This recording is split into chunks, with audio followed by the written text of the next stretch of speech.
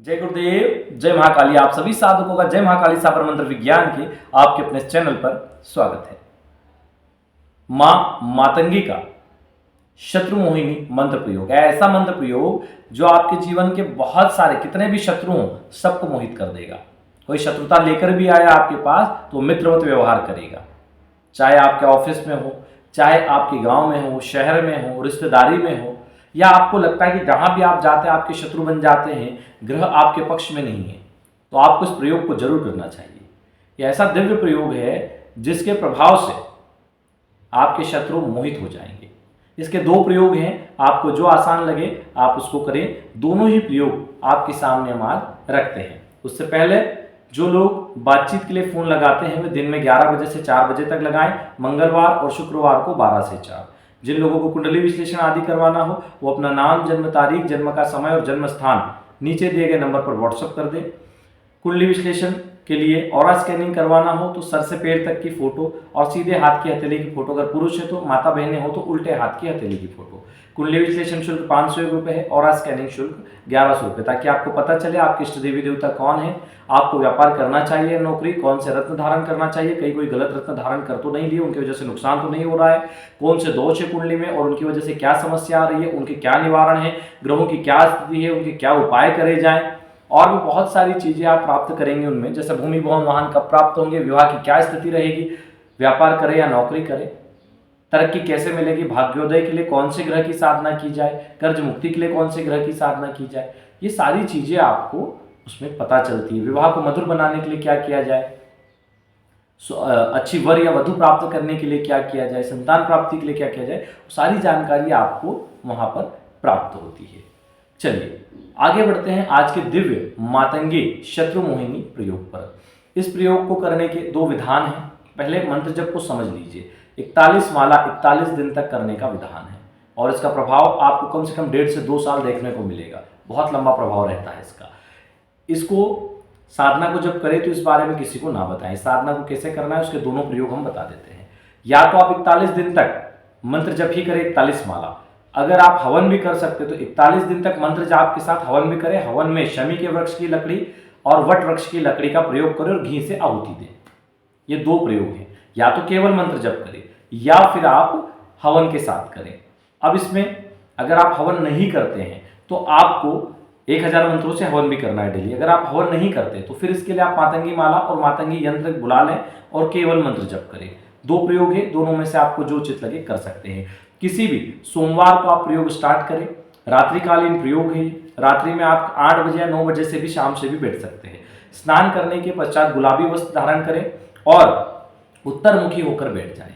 सामने गुलाबी आसन हो, बाजू पर गुलाबी कपड़ा हो, उसके ऊपर आप मातंगी यंत्र स्थापित करें। मातंगी माला पहले पंचामृत जल से और पंचामृत से मातंगी यंत्र को स्नान करवाएं, फिर जल से स्नान करवाएं, फिर उसको कुछ फूल रखकर फूलों के ऊपर स्थापित कर दें। कुमकुम, केसर आदि से उसको अष्टगंध आदि से पूजन करें। माला का भी पूजन कर दें। माला को स्नान करवाने की आवश्यकता नहीं है। उससे पहले अपना पवित्रीकरण आचमन कर ले, घी का दीपक प्रज्वलित कर दे, दीपक का पूजन करें, फिर यंत्र को स्नान करवाएं।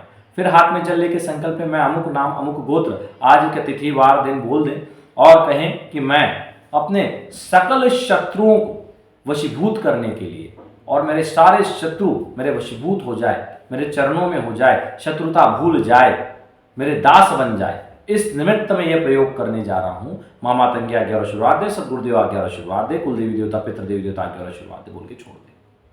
अब करना क्या है, इसके बाद आपको दिए लगाना है, घी के दिए। एक कुल देवी देवता के नाम से, एक पितृ देवी देवता के नाम से, एक स्थान देवता के नाम से, एक वास्तु देवता के नाम से, एक क्षेत्रपाल देवता के नाम से।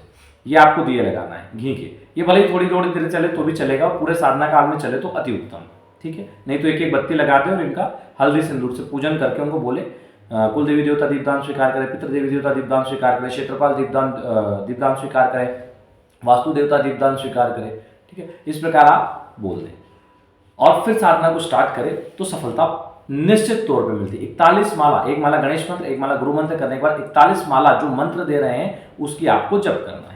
अगर 41 माला मंत्र जब 41 दिन तक करते हैं पूर्ण रूप से आपको सिद्धि होती है और आपके शत्रु वशीभूत होते हैं। अंतिम दिन यानी 41वें दिन आप मंत्र जप करके चाहे तो 41वें दिन या 42वें दिन आखिरी दिन 1000 मंत्रों से हवन कर दें तो भी ये पूर्ण प्रभावशाली होगा।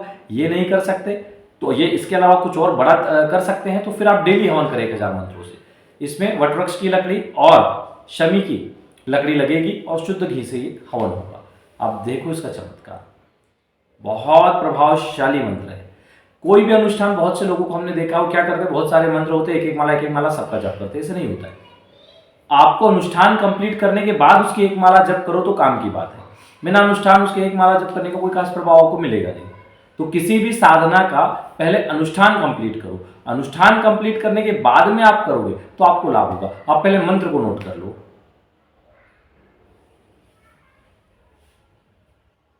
ओम नमो उच्छिष्ट चांडालनी कंकाल माला धारिणी साधु साधु त्रैलोक्य मोहिनी प्रकांड शोभिणी शत्रुन शोभय शोभय हुम फट स्वाहा। बहुत प्रभावशाली हो हमने। ये न सिर्फ शत्रुओं को वशीभूत करता है बल्कि वशीकरण के मामले में भी अमोघ है। इससे आप वशीकरण क्रिया भी कर सकते हो, बहुत शक्तिशाली है। तो इस प्रकार आप इस प्रयोग को करके इसकी सिद्धि को प्राप्त कर सकते हो। मंत्र आपको दे दिया है और विधि बता दी है। जय गुरुदेव, जय महाकाली।